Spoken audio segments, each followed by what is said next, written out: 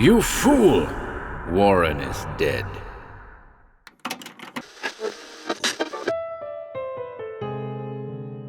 Welcome to HorrorBabble. I'm back today with a fabulous little tale by Robert S. Carr. Yes, that Robert S. Carr. Called Whispers, first published in Weird Tales, back in April 1928. In the festering swamps of Taggardsville, something unseen stirs in the night. I hope you enjoy this one.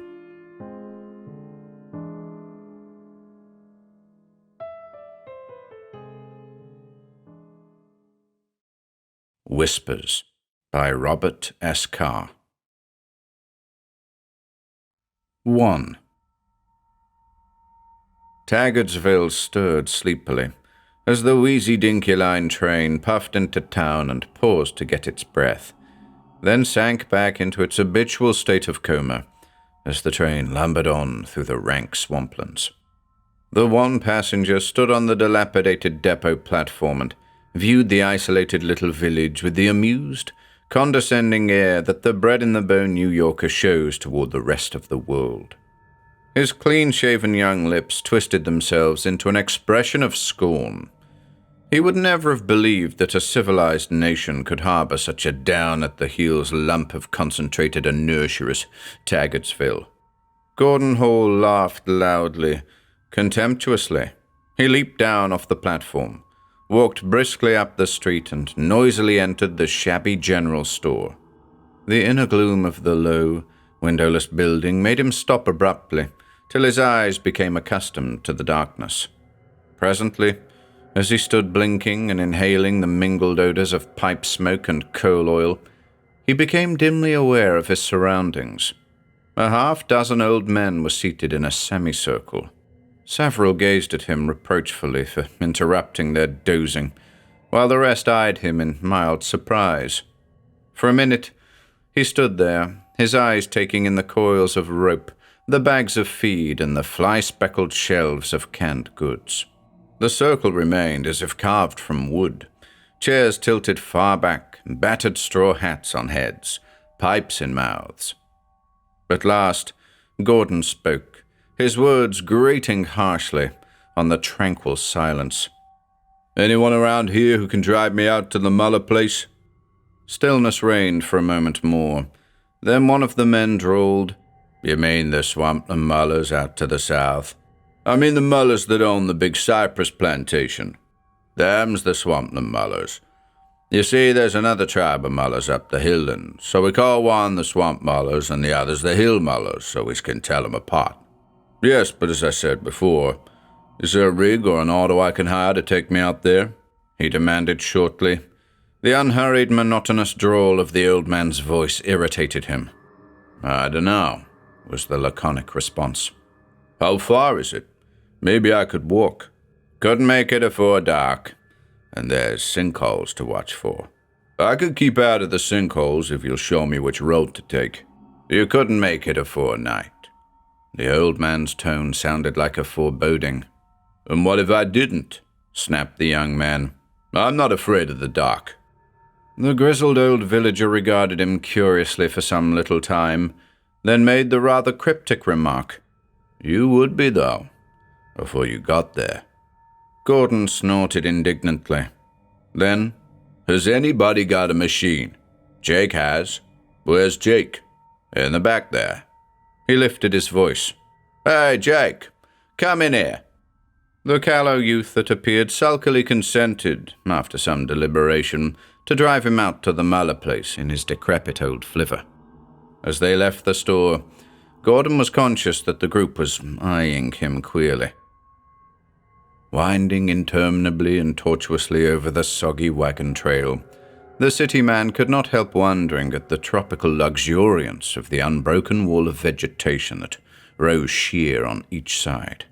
The fantastic shapes of the monster cypress trees, hung with long grey beards of Spanish moss, together with the rank greenery on the islands of solid ground, made a ghostly shadowland even in the sunlight. Later, as they penetrated farther into the gloomy solitudes of the great swamp, The black waters of deep lagoons on each side became more and more frequent. The air became more humid, and even the narrow strip of cleared land they traveled became dangerously swampy at times. A huge, bloated water moccasin slid off a gnarled cypress knee and disappeared in the thick water below with an oily splash. A whippoorwill's funeral notes echoed down the dim aisles of the spectral swamp like a weird cry of warning. For hours they drove steadily onward. Lower and lower sank the sun. Slower and slower crawled the puffing auto. Long, velvet-black shadow fingers lay across the road, as if to stay their path. The fetid breath of the swampland rose lazily about them in wispy spirals of yellow-green steam from the carpet of matted vegetation and foul muck beneath the cypresses. It seemed to Gordon that they must have traveled many miles.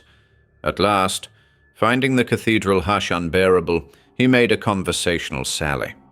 "How much farther is it?" he asked. A grunt and a non-committal shrug of the shoulders was his answer. He gazed out into the gloomy swamp once more. It was not yet 6 o'clock, but back there in the shade of the twisted old cypress trees it was quite dark. He fancied he saw weird shapes flitting about. The car came to a halt. Gordon looked at the driver interrogatively. "'Tain't safe to go no farther," growled the villager, avoiding the other's eyes. Gordon looked ahead. The road seemed to be slightly better, if anything, than that which they had traveled thus far. 50 cents more?" he inquired hopefully. A negative grunt. Jake started to back the car preparatory to turning around. "How come?" "Gotta get back afore dark." "What's the matter? You've got lights?" The auto continued its backward arc. "Come now, listen to reason. I've got to get there tonight. I'll give you $1 extra." "I'm a-going back." Gordon swore under his breath. "All right then," he snapped. "Have it your own way. How far will I have to walk?" A long streamer of Spanish moss overhanging the roadway began to swing violently, although there was not a breath of wind stirring. The village boy eyed the swaying moss fearfully. "How much farther?" repeated Gordon. Jake recovered himself with a start. "I dunno, a mile or so." He lurched the machine up onto the road, headed townward, and extended his hand. Gordon paid him. Sullenly, the youth pocketed his money, then slowly started the auto. A moment later, he leaned out and looked back. The city man was plodding along the muddy road in the opposite direction. "Hey!" Gordon halted and turned, scowling. "What do you want?" Jake appeared to be confused. "I was just a-going to say, you better kind of hurry up. You want to get there before it gets real dark, you know." With that, he was gone. For some time, the other man stared after him, mystified, then laughed nervously and continued on his way. The shadows lengthened, and the way grew dim. The sticky black mud clung to his feet, making rapid progress impossible. An inexplicable uneasiness grew upon him with the increasing darkness. Several times, the lone walker heard uncanny little sounds nearby, and once he wheeled about very suddenly, as if to catch sight of the something he was certain was following him. His walk grew furtive. His eyes darted from side to side in fearful apprehension. The road narrowed, bringing the terrifying darkness on each side closer about him. He could almost have sworn that something brushed against him as he passed through a blotch of misty blackness beneath a giant cypress. At last, with the suddenness peculiar to the south, the sun dropped beneath the horizon, and the narrow path was cloaked in inky darkness. With the abrupt blotting out of even the faintest illumination, Gordon paused to get his bearings and to make sure he was in no danger of stepping into a hidden sinkhole. Then, as he was about to resume his journey, he froze into rigid alertness at a soft sound behind him. Was that a whisper? No, surely it couldn't be, he told himself. Nevertheless, his heart began to thump loudly within his breast. He listened intently for a moment, but the sound was not repeated. He took a step forward. The thick mud made unpleasant little sucking noises about his feet. What was that before him? But no, it was gone now. Then he pulled himself erect, thrust out his chest and jaw, and marched resolutely onward. He even started to whistle, but the sound died on his lips at the eerie mocking that floated back out of the mysterious black depths of the swamp. Several rods farther on his way, he glimpsed the lights of the Muller homestead. He quickened his pace and began to breathe more easily. Funny how the dark could get on your nerves, he thought, and fumbled in his pocket for a cigarette. And then it came. A short, sibilant whispering in his ear, the cold breath of an unseen being against his cheek, a faint tap on his shoulder, and it was gone. With a jerk he wheeled, dropping his cigarette, and like a graven image he stood motionless, soundless, peering into the dark.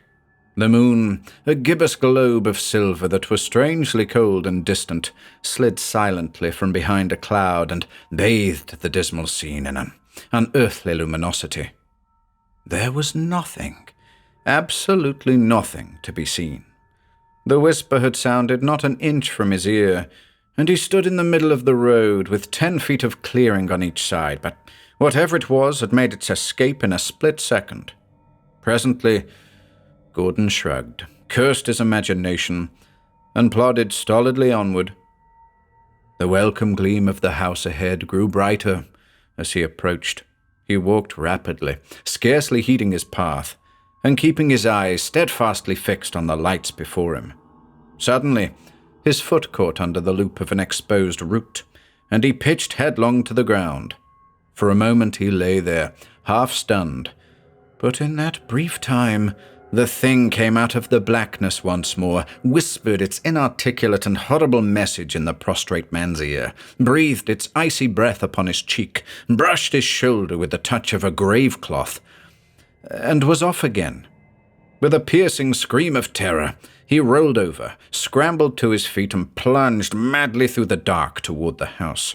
Frantically, he beat upon the door and shouted. No answer.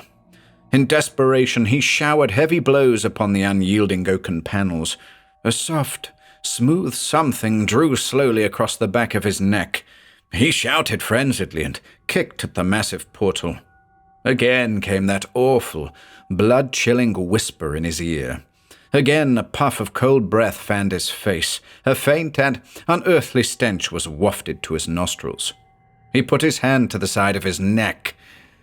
It came away with warm blood. After what seemed interminable ages of waiting, a pale, frightened face appeared in the crack of the door. "What do you want?" came the tremulous query. "For God's sake, let me in!" screamed the terrified Gordon. "They're after me!" Silently, the woman admitted him. She seemed to understand what he meant by they. He found himself in a crudely furnished room, bare-floored and dingy. Without ado, he was made welcome, and he sat down to supper with the family. He briefly explained to John Muller, the rugged old father, that he represented a New York lumber company, and that he had come to have a look at the cypress on his land. Old Muller seemed satisfied and even eager to sell. "Be blamed glad to get away," he remarked once during the conversation. Strangely enough, not a word was said on either side concerning Gordon's terrible experience. He noticed, however, that the whole household, father, mother, grown son, and 2 girls, seemed to be in a constant state of nervous apprehension, slight and unconscious on their part, but nevertheless apparent. As they filed from the kitchen back into the front room, Gordon noticed a peculiarly shaped scar on the bare neck of the eldest girl, an anemic child of perhaps 12. "How did you hurt your neck, girlie?" he inquired solicitously. But the child only looked at him a moment, wide-eyed, then fled as if in terror. The young man put it down as an adolescent sensitiveness on her part and dismissed it from his mind. The evening passed uneventfully enough, except for one thing. Gordon noticed the exact replica of the little girl's scar on the neck of John Muller. When the time came to retire, Frank, the son, showed the guest up to the room he was to occupy. As they ascended the broad stairway, Gordon could not help but comment on the exceptional size of the house and the number of rooms it contained. He learned from Frank that they confined their living quarters to the front of the house, the rear rooms being unused and empty. The dwelling had at one time been a historic colonial mansion, and more recently the property of an old recluse, a retired explorer and adventurer. The building and surrounding estate had been in John Muller's possession some 5 or 6 years. The two young men entered the bedroom. In a glance, Gordon took in the simple furnishings and old-fashioned 4-poster bed. "It's kinda stuffy in here," he remarked. "Guess I'll raise the window." He started to cross the room, but Frank stopped him with a sharp exclamation. "No, don't open the window," he said. "Why not?" "They will get in." You mean?" Gordon's eyes grew wide with inarticulate fear. "Yes." And with that, he was gone. Gordon soon discovered that his room connected with Frank's by means of a door, and he opened it just to let the air circulate, as he termed it. He lay sleepless for a long time. At last the room became so hot and stuffy as to be unbearable, so he got up, tiptoed to the window, and raised the sash an inch or two. He wasn't afraid of anything that could get in through so small a crack as that, he assured himself, and now he could get a good sleep. But the harrowing experience he had undergone in the swamp, together with the peculiar creepy atmosphere of the whole dreary place, caused him to sleep but lightly. About midnight he awoke with a start. His dreams had been a jumbled and distressing phantasmagoria of fantastic shapes. He instinctively turned over and looked toward the window for the comforting sight of the tranquil stars and the cool night sky. To his surprise, he saw that the sash was now some 5 or 6 inches above the sill.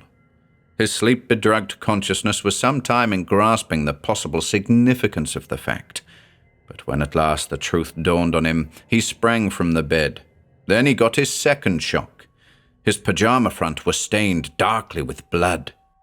The faint and spectral moonlight cast a dim illumination about the room. He stood in dumb astonishment for a moment, then galvanized into instant action at the sound of a long-drawn-out gasp from the next room, followed by a low, horrible gurgling sound. With a leap he crossed the room, to stop short and clutch the door casing at the sight within. Slowly, every trace of color drained from his fear-chilled cheeks. His eyes dilated with stark, unreasoning fear, and the short hair on the back of his neck prickled as a cold sweat broke out in glassy beads over his horror-distorted face.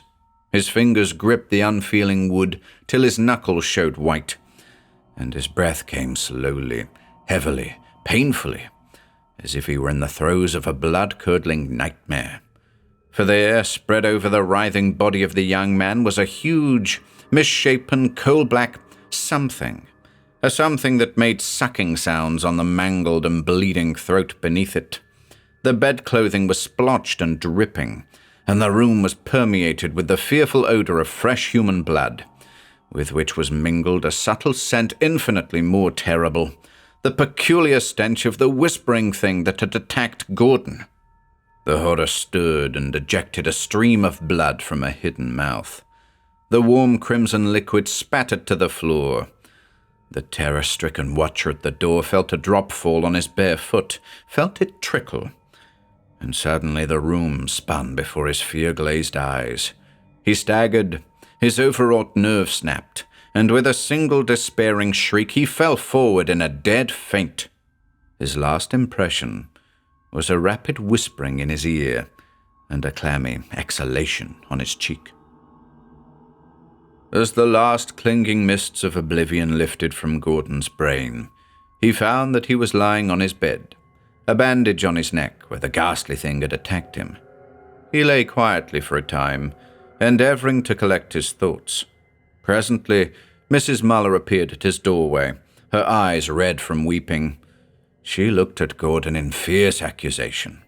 You left the window open and they came in and killed Frank." She lapsed into agonized sobs. The rest of the day was a torment for Gordon Hall. He had been the direct cause of the young man's death. The family felt bitterly against him. Only the father seemed able to understand. In a clumsy, futile way, he helped the heartbroken people complete the simple funeral preparations. When he had seen the grave dug and the rude coffin carried out of the house for the interment, he asked brokenly, You gonna get a minister to preach the funeral sermon?" "I reckon not," said old Muller sorrowfully. "There's not much way to get hold of one, 'cause Frank was the only one who ran the auto, and nobody could get out of here on foot inside of a day." "Where is the machine? Maybe I could drive it."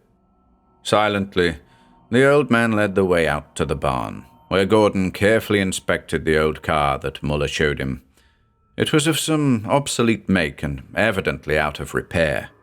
"Frank Hollis had a lot of trouble with it," remarked Muller. Gordon climbed into the driver's seat and experimented with the gears. After a great deal of sputtering, the motor started. Gordon was puzzled with the gear shift. All his slight experience had been with a lighter car of a different type. At last he selected what he believed to be low speed, but it was in reality reverse. He intended to let the clutch in very slowly and cautiously, but his inexperience, together with the sudden taking hold of the warped, old-fashioned cone clutch, caused the auto to lurch backward with sudden violence. The thin, protruding shell of the gasoline tank crashed into a heavy wooden beam, and with a crackling of metal, burst wide open. The precious gasoline poured out in a colorless flood, and was quickly absorbed by the loose soil of the barn floor. Gordon was aghast. "Is there any more gasoline?" he inquired anxiously. "No, our big tank is empty." Then his remorse doubled as he realized that he had not only caused a death in this family, but had now completely marooned them from the outside world by a stupid blunder with the car. Why on earth hadn't he had sense enough to wheel the machine out into the open before investigating its method of operation? He grew desperate in his efforts to atone for the great unhappiness he had brought these people. Again he questioned old Muller concerning the possibility of making the town on foot. "'Tain't no use," replied the old swamp man resignedly. "It's not that it's so far in a straight line, but the road's so crooked and such hard walking that if you got up early and walked fast all day long, you couldn't get out of the swamp by evening. You know what would happen then? There ain't no shortcut at all through this swamp to town." He spoke as calmly as if he were stating the price of pork. Gordon shuddered at the dread insinuation. "Doesn't anyone know what this awful thing is that lives in the swamp?" he demanded. "Why doesn't somebody shoot it or get rid of it in some way? Nobody can be sure about anything back here in these old swamps. And you can't shoot a ghost." "Ghost? But there isn't any such thing." But somehow his tone did not carry conviction. Muller shook his head. "I dunno. Something or other has got in the house twice since we've been living here. See that scar there?" He indicated the gruesome mark on his neck. "That's what it done to me, and it done the same thing to little Alice once. It even gets after the pigs if it can catch 'em. Look at the marks on the poor critters. We gotta pen 'em up tight as a drum every day at sundown." Gordon looked at the enclosure where a score or so of the scrawny little razorback hogs, common in the south, rooted and grunted. Nearly every one of the wretched animals bore the grisly brand of the invisible terror of the swamp. "Somebody ought to clear this up. It's terrible," he exclaimed. Muller was resigned. "Yep," he agreed. "But who's gonna do it? It's easier to keep the house locked up tight at night than to go a-gunning for some dang thing you can't even see. And it never bothers us in the daytime. We've got kind of used to it, in a way." A sudden inspiration flashed into the mind of the young man. Here was a way to make at least partial amends. Apprehend the murderer. For there must be a tangible explanation, he told himself over and over. A mere fancy couldn't kill a person. Something of flesh and blood and bone had killed Frank Muller. That was undeniable. No vaporous spectre would fasten itself to the throat of a sleeping person and suck the lifeblood out of his body. And anything of flesh and blood and bone could be killed too with a good load of lead slugs in John Muller's immense shotgun. But in the days to come, Gordon Hall found that it was no easy matter to track a phantom to its lair, especially a phantom which was both invisible and silent, and from which one's innermost nature shrank as being of the supernatural and terrible.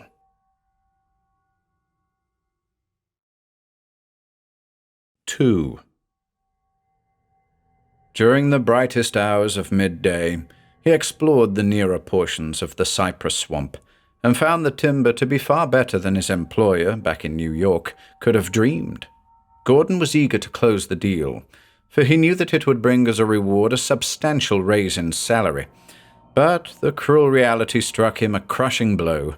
He could not get to a telegraph office, or even to a train. To attempt to make the journey on foot would inevitably result in death, possibly some hideous death such as Frank had died. With this, his determination to clear up the mystery of the whispering thing crystallized from a nebulous ambition to an absolute, concrete necessity. He had to get away, but he couldn't do so without first disposing of the unseen danger in the swamp. And so, with a methodical thoroughness, he began to investigate the matter from every possible angle. First, he questioned the entire Muller household, and learned that the thing was noticed only at night, never earlier than dusk, that no one had ever got a good look at it. It always seemed just to escape their glance, that its attacks were always accompanied by the cold breath and whispering, which he himself knew so well, and that it invariably struck for the neck. Opinion seemed divided as to the bite of the creature. That it caused no pain was evident, and as the very mention of the subject was painful to the family, Gordon at last desisted from questioning. The household had long since got into the hard and fast habit of retiring to the security of the house at dusk, keeping all apertures tightly closed, and never venturing out after nightfall. So within the last 3 years attacks had been rare, and always at night, but they often heard the thing at the windows. The most baffling aspect of the mystery was the whispering. No one had ever distinguished even a single word. It just whispered, that's all, as Muller himself had said. And the uncanny wounds. It struck silently from the rear and opened the skin on the back of the neck without any sensation of pain on the part of the victim. That in itself was enough to make a supernatural agency seem plausible. But Gordon Hall would accept no disembodied spirit. He meant business, and he was after results, preferably a dead result lying at his feet with a bloody gunshot wound in it. A week passed, and he was beside himself. Not only had he investigated and analyzed every clue he could find, but he had even dared the unknown one night with a shotgun and a lantern. However, when he heard the same rapid whispering, shuddered at the same icy breath, and felt warm blood, his own blood, trickle slowly down his back, he retreated hastily into the welcome safety of the house. No more of that for him. He would rather stay here in the swamp and hunt frogs the rest of his life than gain the outside world by battling a demon of the dark in its native element.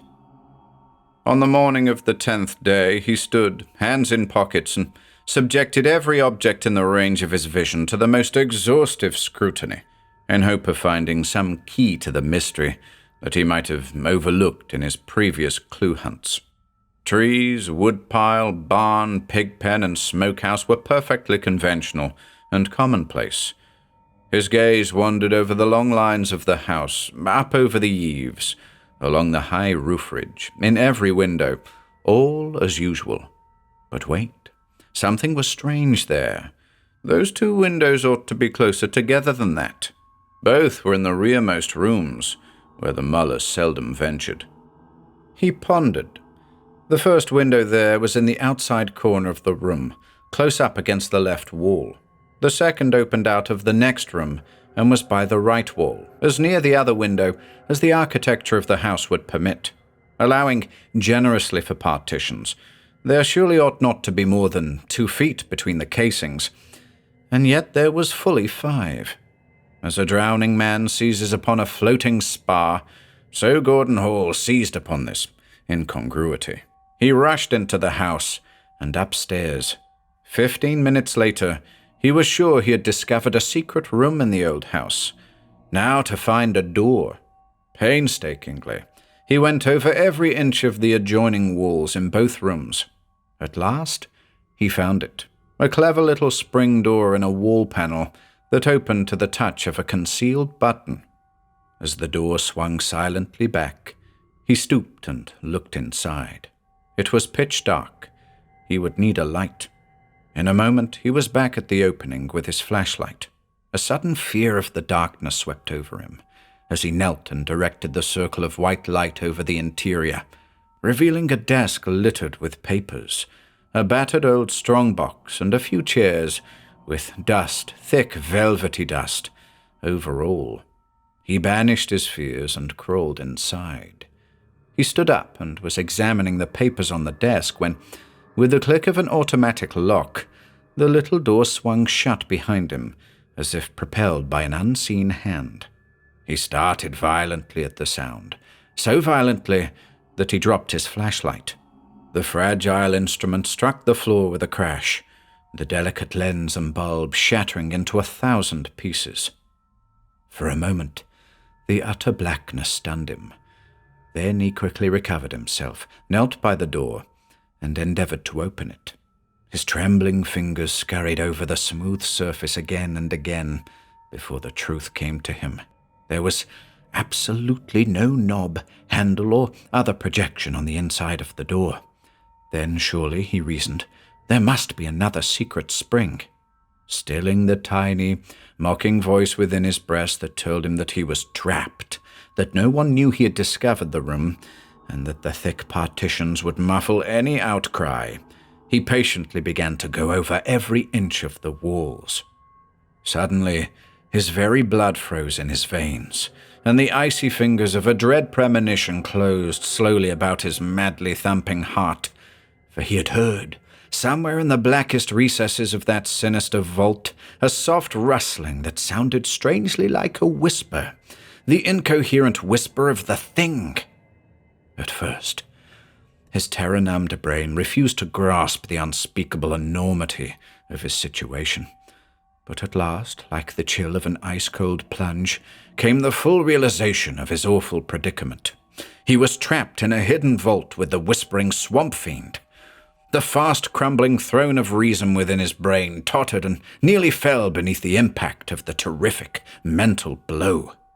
And then something snapped far back in the thought chambers of the doomed man. With the strength of a desperate man, he hurled himself headlong against the baffling panel. There was the sickening impact of flesh against wood, simultaneous with the crash of splintering timber, and Gordon Hall plunged out into the bright shaft of a golden sunbeam, the blessed light of day. After a moment, he got up, brushed off his clothes, and started in search of John Muller and a lantern, so that they might clear up the mystery then and there. He paused in the doorway and looked back at the gaping hole he had made in the wooden panel. The thing might escape while he was gone, he reflected. So he blocked the passage effectually with chairs. Old Muller was visibly excited, as together with Gordon he entered the room leading to the hidden chamber in which lurked the monstrous and blood-sucking thing. In his right hand he carried his shotgun, loaded to the muzzle with murderous lead slugs and a triple charge of powder, while in his left he swung a heavy, two-bitted axe. "Be a man, beast, or devil," he muttered under his breath. "You'll not get past John Muller in one piece." Gordon carried a bull's-eye lantern and a keen pitchfork. In breathless excitement, the two men removed the blockade piece by piece. For a long time they stood poised for instant action, gun leveled, pitchfork upraised. absolute silence brooded within and without. At length Gordon lighted the lantern and thrust it into the aperture, brightly illuminating the interior of the little cell. Still no swamp demon put in its horrible appearance. After some minutes of strained waiting, they threw caution to the four winds and, dropping to their hands and knees, crawled into the hole, dragging their sinister weapons after them. Once inside, however, their fear of the unknown returned, for they knew the thing to be invisible. As they stood in rigidly heroic attitudes of offense, there suddenly came to their affrighted ears the uncanny whispering that they knew so well. Two pairs of eyes were instantly focused on the desk, whence the awful sound had come. A tiny, brown, bewhiskered mouse stopped his scampering among the papers on the desk and eyed the two men curiously. Sensing possible danger, he plunged back into the dry litter with a soft rustling that sounded oddly like a whisper, the very noise that had so alarmed Gordon. John Muller looked at Gordon Hall, and Gordon Hall looked at John Muller. Each gravely surveyed the grim weapons of the other. Then, with a stream of oaths, Muller crawled out and stamped angrily away. His last audible remark was a profane description of a blankety-blank mouse hunter. Gordon laughed away the fright that the mouse had given him, then began to examine the papers and documents.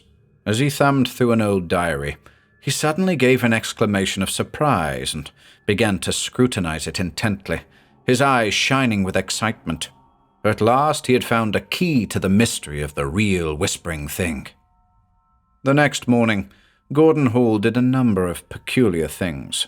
First, after obtaining permission from Muller, he removed the lower pane of glass from a window and substituted a square board having in the center a hole about the size of a dinner plate, and fitted on the inside with a hinged flap so that anything that pressed inward on the little swinging door would have easy entrance, but once inside could not escape. Second, at about sundown, he killed a shoat and collected a large pan of the warm blood, which he sprinkled freely about the grounds, especially about the window trap. He even went so far as to paint the outside and inside of the trapdoor with blood. The sickening odor of fresh blood pervaded the windless locality for 100 feet in every direction. Third, he put 2 live pigs in the room into which the ghost trap opened. Then he asked John Muller a question, to which the other made response, "I've got some sulphur candles. Would they do?" Gordon nodded. Late that night, the Muller family was aroused to trembling, wet-browed wakefulness by hideous screaming squeals of terror and agony from the imprisoned pigs. Muller was at Gordon's door in an instant, ready for mortal combat with the devil himself if need be. "Sounds like we had something in our trap, doesn't it?" remarked Gordon nervously. Peal after peal of the blood-curdling sounds rang out through the stillness of the night. Muller was unnerved. "Can't we stop that awful noise?" he inquired anxiously. "My wife and the girls are nearly scared to death." "All right then, bring the sulphur candles and come on." They halted at the door where the swamp fiend was entrapped. The horrible sounds within were diminishing in volume, but growing in their effectiveness. Muller trembled, and even Gordon, who knew exactly what was occurring within that mysterious chamber, grew a little pale. "Now light the sulphur candles," said Gordon after a moment. The elder man quickly complied. The acrid fumes burnt the nostrils of the two men before the last candle was lighted. "Steady now," exclaimed Gordon. With a deft, quick movement, he opened the door a trifle, shoved the burning heap inside, then slammed the door shut. This operation took but a few seconds, yet they distinctly heard the sound of loud, disconnected whispers within. In 2 minutes, the sounds of agony were stilled by the deadly fumes. "Can we look in yet?"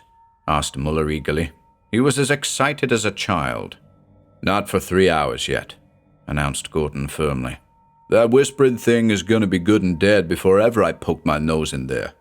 "Tell me what it is then, before I blow up and bust," demanded the old man. "Very well. Let's go into the kitchen and sit down."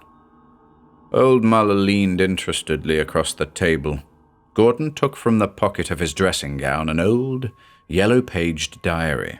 Presently, he said, "That old recluse you said lived here some time ago was none other than the illustrious David Dryden, who penetrated the unexplored regions of darkest Africa before any scientific expedition was ever organized. He was a peculiar, wild, romantic man, and had a great liking for unusual pets, the stranger the better. I believe that the rest of the story can be told by him in his diary. The first is an entry written while he was camping in a still unexplored section of the Uma country. It reads, "I saw one today, and the natives certainly were right. I wouldn't believe their weird tales at first, but I do now, every word of them, and more too. Lord, but it was a hideous creature. It was fully 3 feet in wingspread, and its nimbleness on the wing is too marvelous to be expressed in words. It must be seen before one can get an inkling of its amazing agility. Its flight is too rapid for the eye to follow. First it is here, then it is gone. Its color is a deep jet black, and the natives tell me that it is the most to be dreaded of all the beasts of the jungle, for it has a superhuman cunning and an insatiable bloodlust. Unlike the other members of the vampire bat family, it goes straight to the neck, usually to the jugular vein for its ghoulish drink, while its blood brothers are content to draw the blood from a sleeper's big toe or earlobe." 2 days later. Did I say blood brothers? Well, I was wrong. This creature is no more akin to the rest of the bat family than the devil is kin to man. I saw another today, or perhaps the same one, for there surely can't be many such monsters in the world. I was close enough to get a good look at its head, and I am firmly convinced, nor am I a superstitious man, that the native legends, fantastic as they are, stopped far short of the real truth. Imagine the wrinkled, shrewd face of an old Hindu magician, multiplied 1,000-fold in keenness and evilness of expression. Then reduce the mental image to 1/3 the size of your palm, and you have a faint conception of the face on that bat. Again, I am wrong. It is not a bat. It is what the natives claim it is, the embodied spirit of a very wicked old man who is in league with the devil in life, and whom his satanic majesty rewarded after death with a pair of wings and superhuman knowledge. The cunning and understanding which that wrinkled little face showed when I suddenly came upon it, gorging itself with blood from a still struggling wild hog, might indeed have been that of an old man had it not been for one awful feature, and that is the mouth. Perhaps the nearest approach to a simile I can give is the way a bloodthirsty little Savu monkey licks its thin black lips after committing murder on one of its fellows. This bat fiend did the very same thing in a manner infinitely more horrible, for it laughed in a sort of whispering cackle, and then spit blood at me. I am a hardened man of the world, and I have witnessed horrible sights in the 4 corners of the globe, but never was I so completely unnerved as when that grinning little black imp tilted back and squirted a mouthful of warm blood at me. A week later. I have seen him several times. I say him because nothing so absolutely fiendish could be of feminine gender, and I speak of him as a definite creature because I know it has been the same one every time. Those red-flecked tiny black eyes of his show almost recognition.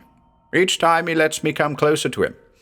His expressions are incredibly terrible because of the size of that hairy little black face, smaller than the face of the newest-born baby, smaller even than the tiniest of monkey faces, and still almost human. That is all but the mouth, with its thin, black, leathery lips and minute yellow teeth.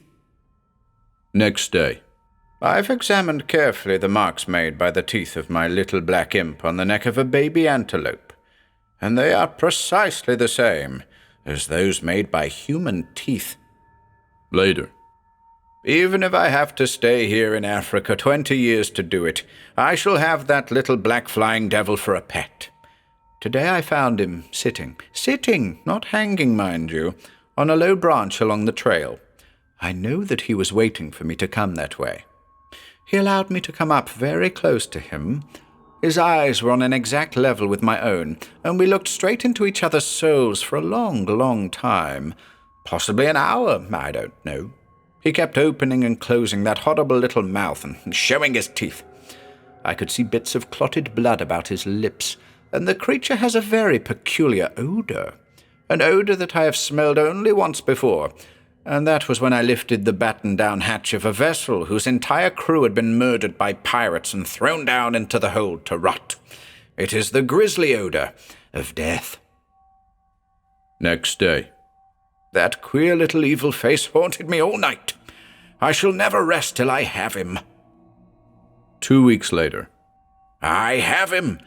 But no, this is wrong. Better say that he has me. He came to me of his own free will, and in a manner both novel and weird. I awoke last night to find him sitting on my chest in the dark and staring down at me with his tiny inflamed eyes. I fed him fried meat and fruit at breakfast, as he sat on my shoulder and made his uncanny whispering sound in my ear. But I have a gruesome fancy that his favorite delicacy is blood. Fresh, warm lifeblood, human blood even. 3 days afterward. He is a queer, interesting little demon.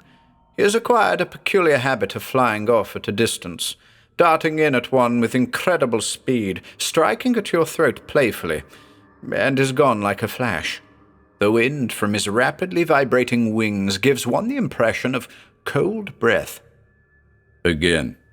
My little black fiend is not so playful after all. For today, in doing his familiar trick of darting up from behind and wheeling off, he bit me on the side of the neck. I did not know it, though, till I felt the blood run down inside my collar. It is strange. Later. That flying black devil's bite is painless. Possibly he uses some hellish poison that numbs the nerves. But then he barely grazes the skin, never making a deep wound. Even so, it is decidedly annoying, and he seems to take special delight in tormenting me that way. I like him, though. He fascinates me. And then, said Gordon Hall, for more than 2 years, there are constant entries showing the gradual weakening of this bold adventurer's reason under the constant influence of this horrible little beast. One of the very last, written while he was living in this house and in a scarcely legible hand, is significant. He sits and looks at me all day long. He mimics my speech in his ghostly whispers, "He's got me! He's got me!" And it runs off into an undecipherable scrawl. The two men sat silently, each wrapped in his own thoughts.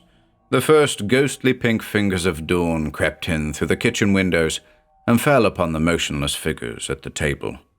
Finally, Gordon spoke. Do you know anything concerning this man's death? Stories, only stories. The two men nodded in mutual understanding.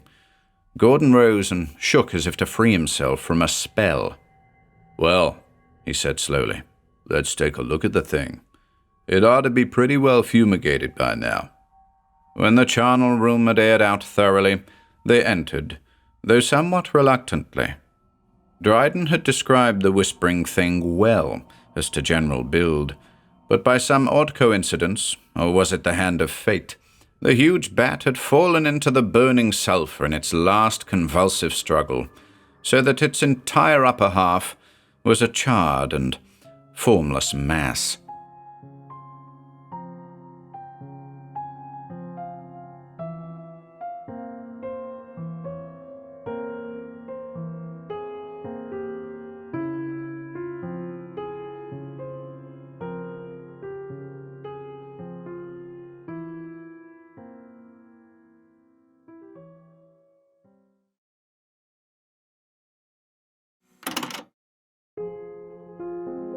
If you enjoyed listening today, be sure to subscribe to the channel by hitting the red subscribe button below.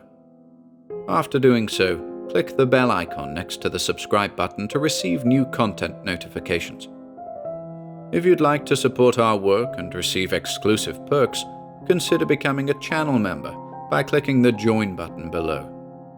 To support us in other ways, See the video description for links to our Bandcamp and Patreon pages, our merch store over at Teespring, and further information relating to our releases on Audible, iTunes, and Spotify. And until next time,